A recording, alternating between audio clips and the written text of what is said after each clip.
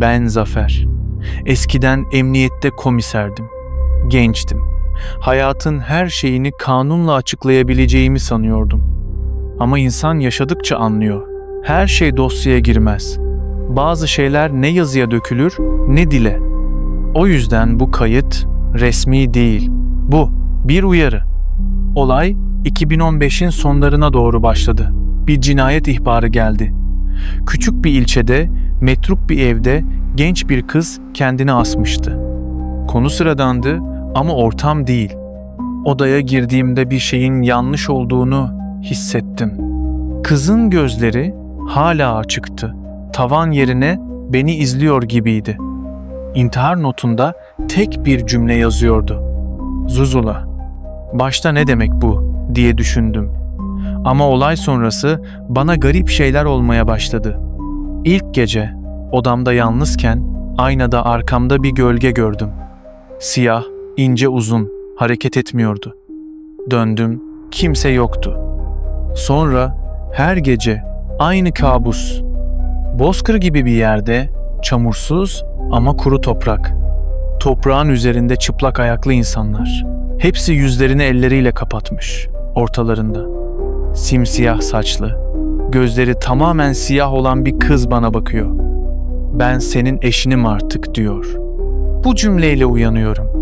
Gün geçtikçe kötüleşti. Eşyalarım yer değiştiriyor.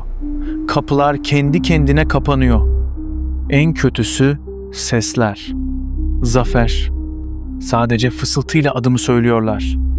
Artık iş yapamaz hale geldim. Psikolog falan kâr etmedi. Çaresizce bir hocaya gittim. Yaşlı, gözleri puslu bir adam elime eski bir kitap tutuşturdu. Zuzula kabilesiyle göz göze gelenin ruhu mühürlenir, dedi. Kabile hakkında konuşmayı bile istemedi. Sadece şunu söyledi. Onlardan biri seni sahiplendiyse, seni onlara yazdılar. Geri dönüş olmaz. Ancak biri senin yerine geçerse kurtulursun.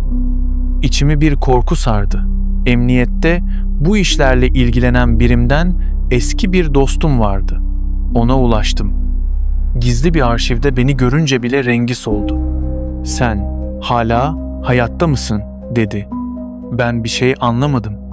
Arşivden bir dosya çıkardı. Aynı isim, aynı soyad, aynı doğum tarihi. Zafer Ağa. Ölü. O olayda kızı kurtarmak isterken binanın bodrumuna düşerek öldüğüm yazıyordu. Bu nasıl olur? Dedim. Demek ki biri senin yerine geçmiş dedi. Ama sorun şu, bu bedende sen varsın ama ruhun hala onlara bağlı. Yani o kız seni hala eşi olarak seçmiş. O gece kabusum değişti.